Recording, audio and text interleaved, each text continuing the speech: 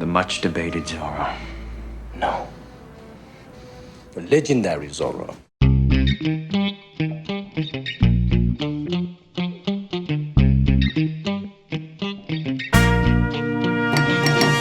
Antonio Banderas is a Spanish actor who easily conquered Hollywood.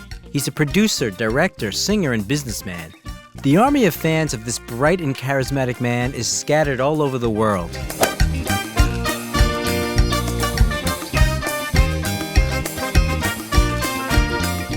Antonio Banderas, where is the main macho man of Hollywood now?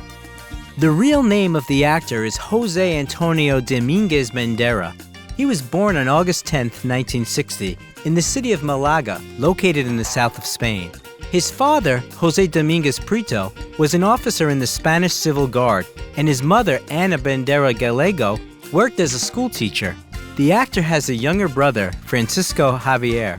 Young Antonio didn't show much interest in studying. He was fond of soccer and planned to become a professional athlete. However, due to a broken leg, the young man had to give up his dream. At the age of 14, Antonio and his friends attended a theatrical production of Hair, the story of lovers, which unfolds during the Vietnam War, and the active development of the hippie movement struck Antonio to the very heart. He decided to try acting on the stage. Antonio began his studies and became a member of the City Theater group. It should be noted that the actor used the stage name Antonio Abascal at first, and then he took his mother's surname as a stage name, adding the letter S at the end. Antonio showed remarkable zeal in acting, but almost no one actually took his passion seriously. When the future actor was 16 years old, he entered the School of Dramatic Art in Malaga and joined one of the city's theater groups. After graduating from the school, Antonio went to Madrid to develop as an actor. There, the young man worked as a waiter, a loader, and even as a model until he achieved inclusion in the troupe of the National Theater. During the same period, Antonio took part in the cultural movement La Movida Madrilena, which translates as the Madrid Movement. He took part in its experimental productions and performances. Banderas was noticed by one of the brightest representatives of this movement, Pedro Almodovar, who invited him to star in his movie Labyrinth of Passion. The young actor got the role of the Islamic radical who was in love with a homosexual Muslim prince. By the way, Antonio's first fee was about 100,000 pesetas. Cooperation with the director gave an impetus to the development of Banderas' career. He began to actively appear in a large number of Spanish movies. In 1985, another impetus to Banderas' career was given by Almodovar's picture Matador. He plays a young, simple-minded boy who takes responsibility for the murders committed by his mentor. The director doesn't personally consider this movie particularly successful. He was keener on working on the film Law of Desire, in which Banderas played one of the key roles. The collaboration between the actor and the director continued on the set of the movie Women on the Verge of a Nervous Breakdown. Antonio continued to work with other directors, not only with Almodovar. During this period, many films were released with his participation. The charming young actor was very popular among women. In 1987, he married the Spanish actress Ana Lessa, whom he met in a restaurant near the theater. Banderas fell deeply in love and the couple soon got married. By the way, Pedro Almodovar was the best man at the wedding. Soon, Ana gave up her career and devoted herself to her husband. She picked his wardrobe, made the casting schedule, and monitored his diet. Unfortunately, the relationship between Antonio and Pedro Almodovar was deteriorating for a long 19 years. The reason for this was the actor's refusal to participate in the filming of Kika. Banderas at this time took aim at Hollywood. His first American movie was the musical drama The Mambo Kings, where he played one of the main roles. For the sake of this picture, the actor put a lot of effort into practicing pronunciation with an English tutor. He spent 6 months filming in the US and fell in love with this country. All of Banderas' successes at home remained at home. Antonio had to conquer the audience anew. Even though the Kings of Mambo didn't quite meet the expectations of the producers, the Spanish macho man was still noticed. In 1993, Antonio appeared in the melodrama The House of Spirits and in the drama Philadelphia with Tom Hanks and Denzel Washington. What's the matter with you tonight? Close the logbook. You just... Eh? This picture was highly acclaimed by the critics and viewers, and for Banderas, it became a lucky ticket to Hollywood.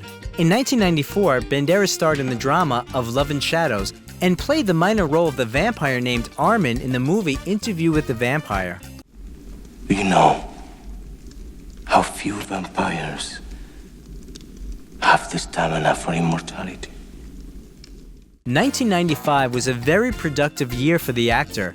More and more pictures with the actor were playing in the theaters.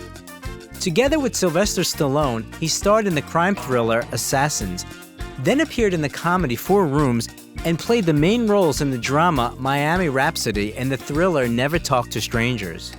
Robert Rodriguez's Western Desperado attracted attention from critics and the audience. I'm looking for a man who calls himself Bucho. That's all. But you had to do it the hard way. The role is considered one of the best works by Banderas in the 90s, and The Kiss by Banderas and his co-star Salma Hayek was nominated for the MTV Movie Award for Best Kiss. By the way, the whole film crew gathered at the shooting of the bedroom scene with the main characters, but eventually only the director and script supervisor could stay in the room. It should be noted that Banderas also showed himself as a musician on the set of the picture. The actor played the guitar in all the scenes where this was required of his character. But the next picture, the comedy Too Much, did not receive such rave reviews, but became special for the actor. On the set, he met Melanie Griffith. They were both married. Melanie was married to Don Johnson, and Antonio was still married to Anna, although by that time, their relationship had cooled down somewhat. He was actively filming in the United States, and his wife preferred to live in Spain. After working together, the actors sometimes met with each other, and Banderas realized that he had fallen in love. He appeared at a social event together with Melanie. When Anna found out about this, she flew to the United States and found Antonio together with Melanie. They failed to improve the relationship, so the divorce proceedings began. But Anna didn't want to divorce her husband. However, when Antonio and Melanie arrived at the actor's homeland, they were received coldly not only by Banderas' ex-wife and parents, but also by the local media, which presented Melanie as a homewrecker. One way or another, on May 14, 1996 in London, Antonio married Melody, and a little later, in September of the same year, their daughter Stella del Carmen Banderas Griffiths was born.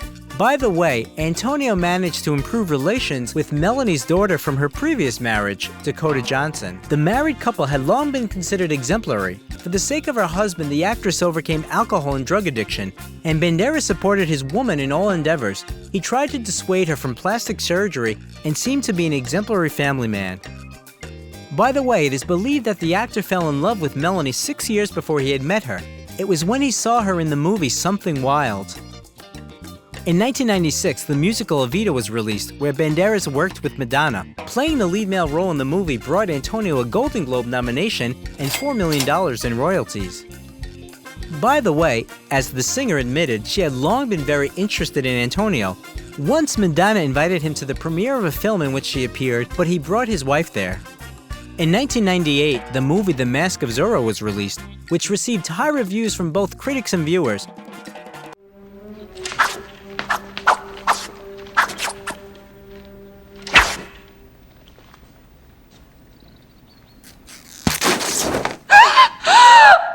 To play the role of Alejandro, Antonio spent 4 months training with the Spanish Olympic fencing team, and according to the coach, became a skilled fencer. For this role, the actor received the Audience Award from the European Film Academy and was nominated for a Golden Globe. Antonio Banderas became one of the biggest stars in Hollywood. Besides acting, he also tried his hand at directing. In 1999, his picture Crazy in Alabama was released, starring his wife Melanie Griffith. The movie was not particularly successful, but it became an important part of the actor's career. In the same year, the action-adventure movie The 13th Warrior was released, in which Antonio played the main role. You could have killed him at will. Yes? Why the deception? Deception is the point. Any fool can calculate strength. In the same year, together with Woody Harrelson, the actor starred in the sports drama Play It to the Bone and also appeared in the comedy The White River Kid. As his popularity grew, his fees also grew. So for the participation in the movie The Body in 2000, Banderas received $12 million. The following year, Antonio became Angelina Jolie's partner on the set of Original Sin. Liar! Thief! Yes! Yes! Don't you see? Yes! Don't you see? That you still cannot breathe without you! The sensual movie confirmed the title of sex symbols attributed to both actors, and even Jolie had to refute the information about the affair with the Spanish macho man. In the same year, Banderas accepted the invitation from Robert Rodriguez to become a part of the adventure comedy action movie Spy Kids. And later, 2 more parts of this picture were released. In 2002, Antonio worked with Salma Hayek again on the set of Frida, and also plays the main role in the Franco-Swiss movie Femme Fatale. The movie of the same year, Ballistic: X for Sever, was not a very successful experience. The picture received low ratings. In 2003, a couple of movies with the participation of the Spanish macho man were released. At the end of the summer, the sequel to Desperado, the musician's story, Once Upon a Time in Mexico, premiered, and in the fall, the drama Imagining Argentina was released. On TV, Banderas played the role of the revolutionary Pancho Villa in the HBO film of the same name. By the way, he received the Emmy and Golden Globe nominations for this role. In 2004, Antonio Banderas voiced Puss in Boots in the animated film Shrek 2. The audience extremely loved the charming and hot-tempered Puss in Boots, who became an integral part of subsequent films about Shrek, both full-length and short. By the way, with his sword, Puss in Boots carves the letter P on a tree with 3 swings, which is clearly a reference to Zorro. Interestingly, a year after the release of the cartoon, Antonio reappears on the screen in the image of Zorro in the movie The Legend of Zorro. Look, I know what you're thinking, but Elena, listen. No, here is me. Here is quitting. We're this far apart. It should be noted that the hot Spanish macho man is not only a wonderful actor, but also a musician. He performs his own vocals in films if they are required. For instance, the song from the movie Desperado became a popular hit. Soy un hombre muy honrado que me gusta lo mejor. In 2005, a star was unveiled in honor of Antonio Banderas on the Hollywood Walk of Fame. However, what goes up must come down. Antonio appeared less and less in Class A films, and in the following years, he appeared less frequently on the screen.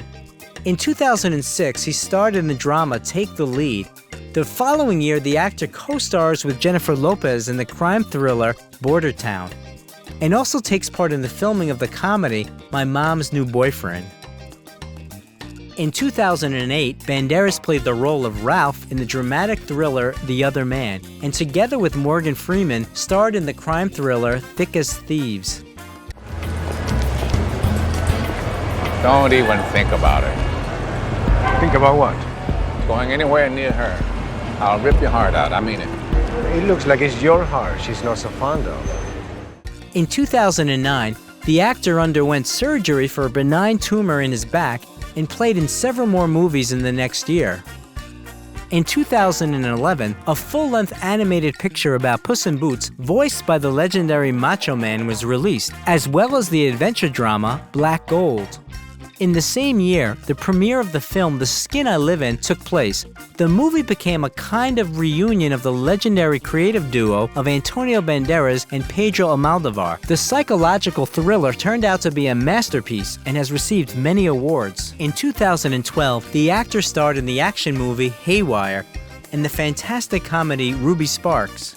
In 2013, Banderas once again engaged in voice acting, this time for the cartoon Justin and the Knights of Valor. He also collaborated again with Rodriguez on the set of Machete Kills, and with Almodovar in the comedy I'm So Excited.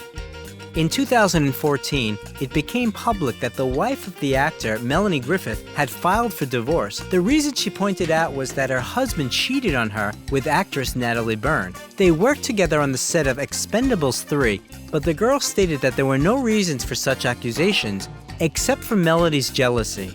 The divorce was quite quick and scandalous. The spouses were actively dividing property. They sold the mansion in Los Angeles for $16 million and divided the profits, and also recalculated the income from projects that were implemented during their life together. As a result, Melanie got a house in Aspen and Picasso's painting The Artist and His Model, and Banderas got a pencil drawing by the same artist along with a pencil sketch by Diego Rivera. In addition, the actor agreed to pay Griffith alimony of $780,000 a year. After the divorce, the actor was credited with a variety of relationships, including with Sharon Stone. Now his girlfriend is the Dutch financier Nicole Kempel, who brought regularity and order to Antonio's life. In subsequent years, Antonio was working in a lot of movies. He starred in the action movie Automata and the biographical drama The 33. He also appeared in the drama Knight of Cups, in the Spanish drama Altamira, in the thriller Black Butterfly, and the action movie Security. In 2015, Banderas became interested in fashion and entered the famous British college Central St. Martin's. According to the actor, becoming a designer was his lifelong dream. By the way, in 2016, he collaborated with Selected. The actor was the designer of a portfolio for men. Also in 2017, the films Bullethead, Acts of Vengeance, and the TV show Genius, which tells the story of the legendary Pablo Picasso, were released. For this role, Antonio was nominated for an Emmy and Golden Globe. Shortly before the filming of the show began, the actor had a heart attack. Everything ended well, but Antonio had to seriously revise his lifestyle. He gave up bad habits, began to exercise more often, and monitored his health. In 2018, Antonio starred in the drama Life Itself, and the next year he appeared in the movie Laundromat. He also collaborated with Pedro Almodovar on the set of Pain and Glory, where the actor played the main role. By the way, this work brought Banderas the long-awaited first nomination for the Oscar, as well as the Golden Globe nomination. In 2020, the actor took part in the filming of Dolittle. I never understood what Lily saw in you. A common complaint the world over for fathers of beloved daughters. But in this instance, I think we can all agree it is particularly accurate. Now the actor continues to actively play roles in movies. The filming of the comedy drama Official Competition has already been completed. The main roles in the movie are played by Antonio Banderas and Penelope Cruz. For the summer of 2021, the premiere of the comedy action movie with the star cast Hitman's Wife Bodyguard is scheduled. Uncharted, starring Tom Holland, Mark Wahlberg, and Antonio Banderas, is due out in February 2022. And in the fall of the same year, we will see the new animated picture about the adventures of the charming Puss in Boots. Filmmakers also announced the biographical drama Dali and the fantastic thriller Solos. In both movies, the actor is assigned the main role. Now the fortune of Antonio Banderas is $50 million. In addition to movies, Banderas has repeatedly been an ambassador of world brands, including Orbit. The audience liked the funny commercial in which the actor conducts a dialogue with a donut.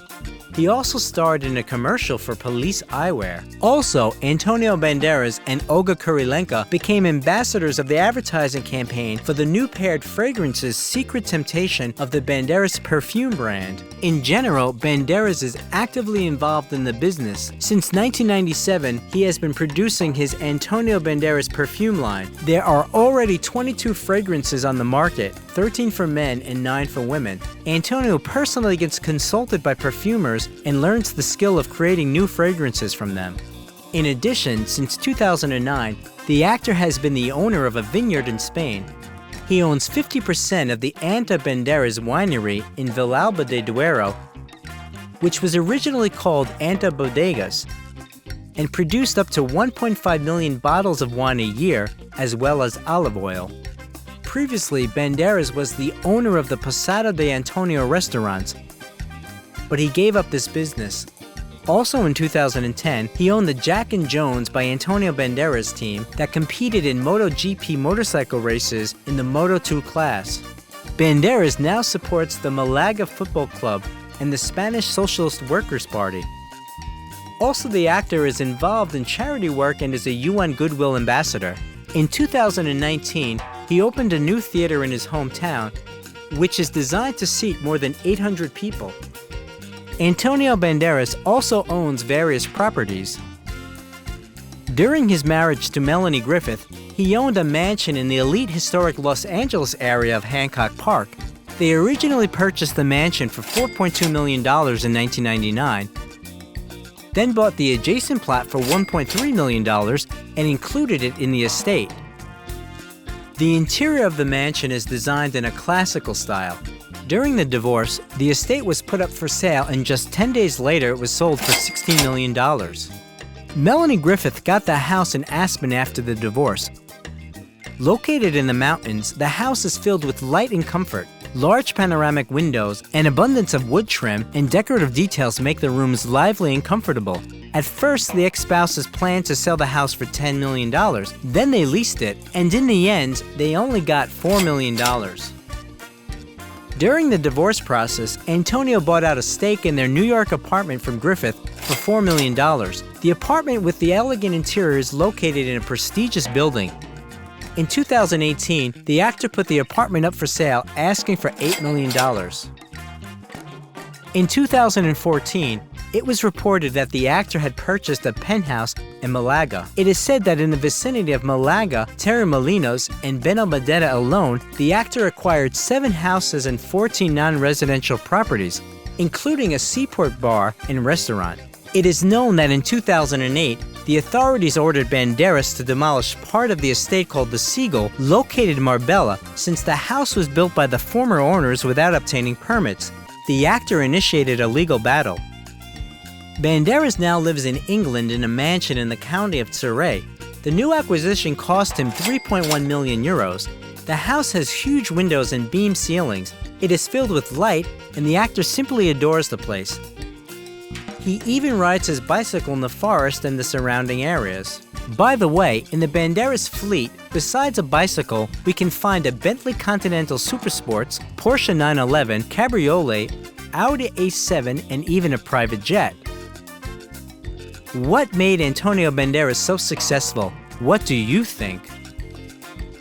How Catherine Zeta-Jones lives and how much she earns. Catherine Zeta-Jones was born in Wales on September 25, 1969. The prefix Zeta is not part of her surname. It was originally her second name, given in honor of her maternal grandmother. According to family legend, the mother of that grandmother arrived in the UK from Ireland on a ship called Zeta and named her daughter after it. When the girl started her acting career, she decided to include her middle name in her stage name in order to stand out from other Catherine Jones. Her father, David James Jones, a Welsh descendant, worked in a bakery as a baker and a cashier to feed his large family. Aside from little Catherine, they had 2 sons. The family was poor. They lived in a low-income neighborhood in the coastal Welsh town of Swansea. Mother Patricia was a seamstress who helped them make ends meet. This lasted until the 80s, when the family suddenly became wealthy. The parents bought a lottery ticket, which brought them £100,000, which allowed them to not only buy their own pastry shop and a decent house in a good area of Swansea, but also to pay for a dance studio for their daughter, which she dreamed of. It should be noted that no one in the family except Catherine was interested in art. At a very young age, she was on the brink of death because of illness. That's why she was raised like a princess, surrounded by attention. By the way, the little scar on her neck was left as a result of the tracheal surgery that saved her life. However, the girl didn't grow up spoiled, striking others with her discipline. At the age of 4, Catherine danced on holidays and sang in the choir at the local church, where everyone who saw her predicted a great acting future for her. From the age of 7, she began to engage in choreography with full dedication, making herself a strict schedule for the whole week. 3 years later, Jones was already shining on the stage of the City Theater, and after another 4 years, she managed to pass the casting for the production of The Pajama Game. This was her first serious role. After the tour was over, the young actress left school without obtaining O-levels and went to London. There, she stormed all kinds of castings, not missing a single opportunity to make it to the big screen. During this period, she had a passionate relationship with the famous TV presenter John Leslie. Catherine was so carried away by the charming Scotsman that she planned to spend her whole life with him. Alas, his personality turned out to be too difficult. The future star suffered from fits of jealousy from her partner, which eventually led to a breakup. As for her acting, at first Catherine's catch was small. She was chosen only as the second understudy to the lead actress of the musical 42nd Street. The year 1990 was more successful for her as she was cast for the role of Scheherazade in the film 1001 Nights. The young, talented beauty was immediately noticed, and a year later, she got a role in the series The Darling Buds of May. Critics and British viewers were delighted, and very soon, Catherine headed off to conquer Hollywood. She immediately had a chance to play in the episode of George Lucas's television series, The Young Indiana Jones Chronicles, which boosted her career in Hollywood. Legend has it that her role of dancer Maya impressed Steven Spielberg so much that he advised to invite her to the role of Zorro's beloved. According to another story, Spielberg noticed the actress while watching the miniseries Titanic, which was released in 1996. In the meantime, Catherine starred in a number of TV movies, including Christopher Columbus, The Discovery, Splitting Heirs, The Return of the Native, and Catherine the Great, as well as the miniseries The Cinder Path. They were followed by the comedy drama Blue Juice and the superhero movie The Phantom, though they were not very popular with the audience. During the same period, the actress was offered to play the role of Trinity in the cult classic movie The Matrix, but she refused. In the mid-90s, the girl was in a relationship with the Scottish actor Angus MacFadyen. They were even engaged, but they broke up before the wedding. In 1998, the fast-paced action film The Mask of Zorro stormed onto the screens. The shooting was also extremely intense and was accompanied by a lot of curious details and events. The role of Elena could go to Penelope Cruz, Swedish actress Isabella Scorupco, or passionate singer Shakira. But it was Catherine who got lucky. In order to fit into the role perfectly, the actress, as she usually does, eagerly began to learn disciplines useful for the filming: horse riding, fencing, dancing, Spanish. She was particularly successful in learning the latter. So much so that people who didn't know her biography could swear that she was a real Spaniard. The film was a resounding success, earning $250 million at the box office with a budget of $95 million, and also scored 2 Oscar and Golden Globe nominations. Would you care to try something more robust? Or do you feel unequal to the task? No, on the contrary, Don Alejandro. I think only of your distaste for perspiration. In the same year, another small event happened that affected the rest of Zeta-Jones' life. The actress made an unforgettable impression on the Hollywood titan Michael Douglas, so much so that he immediately wanted her to become the mother of his children. So, as soon as he could, he started looking for a way to meet her. The first conversation happened during a festival in France and did not impress the actress. The experienced seducer Douglas played his trump cards right away, dumping his plans on her. But Catherine just laughed it off. But the actor had no plans to give up. He showered the girl with gifts, flowers, and she didn't even notice how she began to talk to him for hours on the phone, and also to dream of watching movies with him and cooking delicious dinners. From that moment on, persistent courtship turned into a traditional relationship. In 1999, Catherine was featured in the films The Haunting and Entrapment. The latter is called one of the best crime films. It made a real splash in the industry. The main male role of an imposing thief was played by Sean Connery.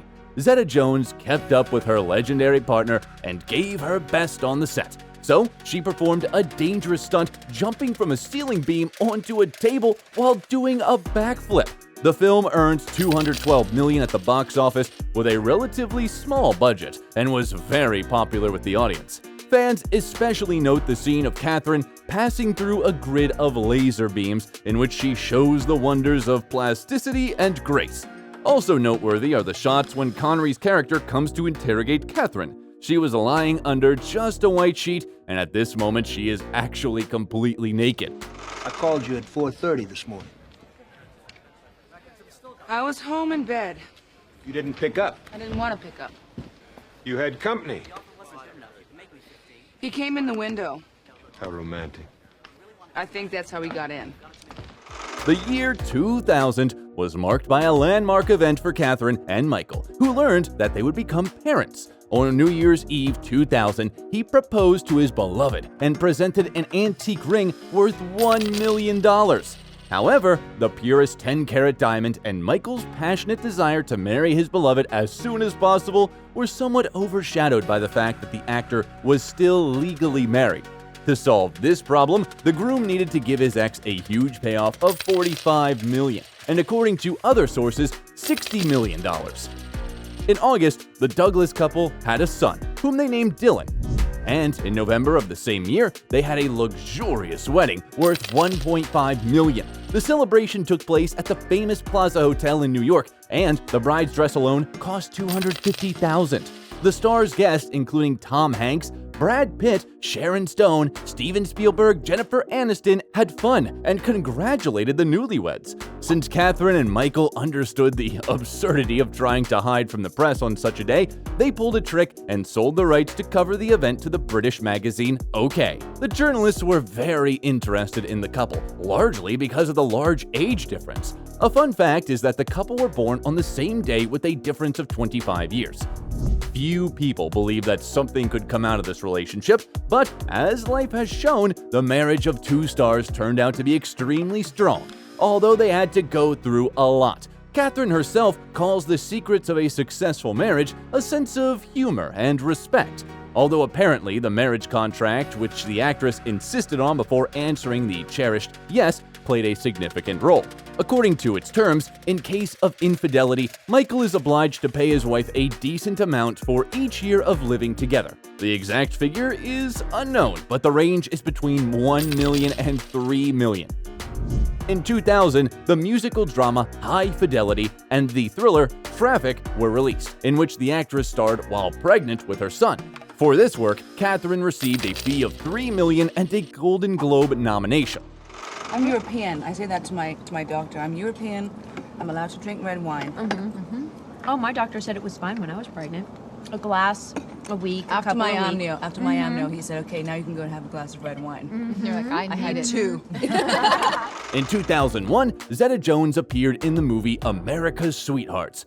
By that time, Catherine's revenue was growing rapidly and amounted to $5 million.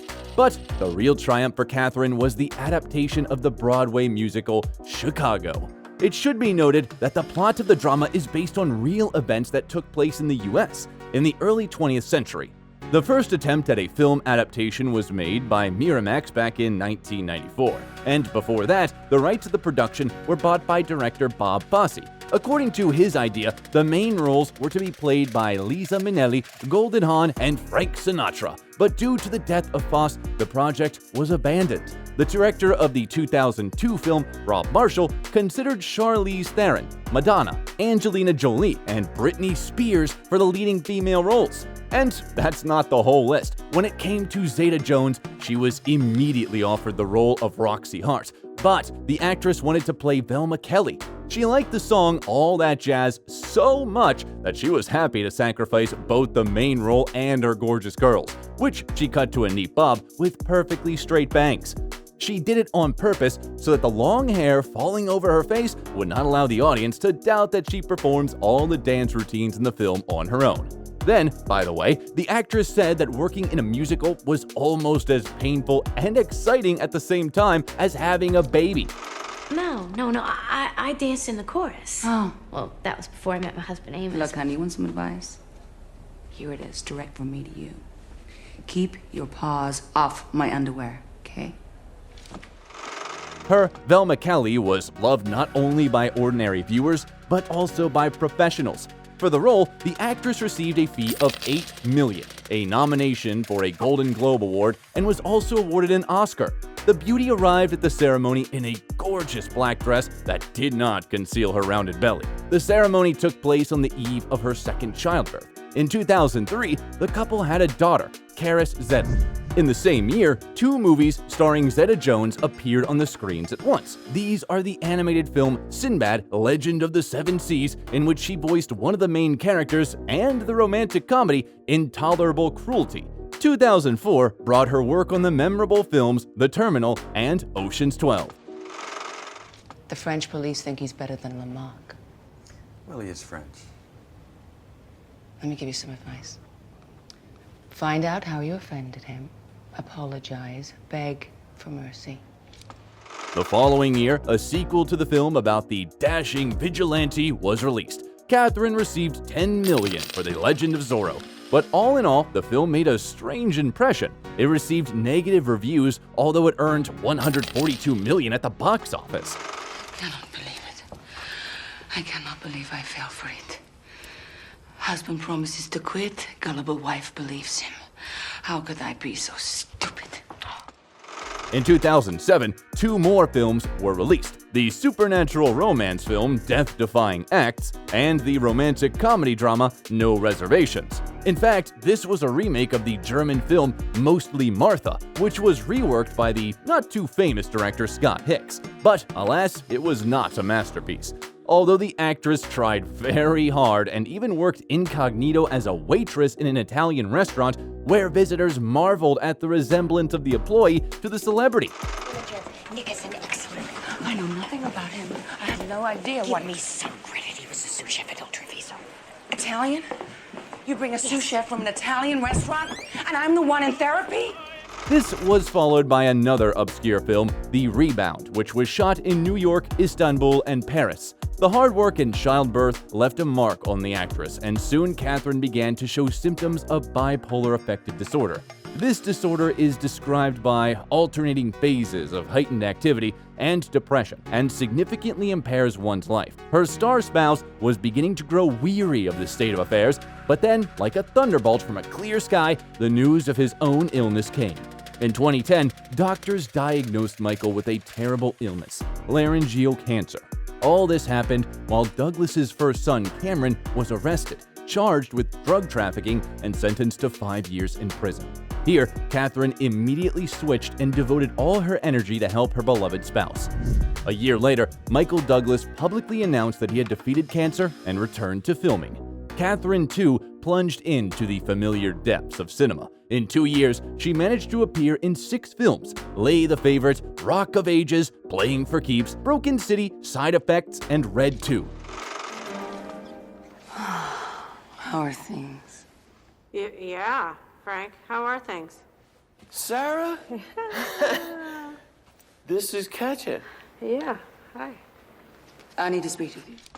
And at that moment, the actress's illness re-emerged in her and Michael's life with renewed vigor. This time, Douglas lost his nerve. He said that because of the depression that his wife was prone to, it was impossible to live with her, after which the couple announced their separation and the beginning of the divorce process. Michael also hinted that his wife was addicted to hard liquor because of her condition. However, 3 months later, the couple reunited. As reported, Zeta-Jones underwent a course of intensive therapy, and she did get better.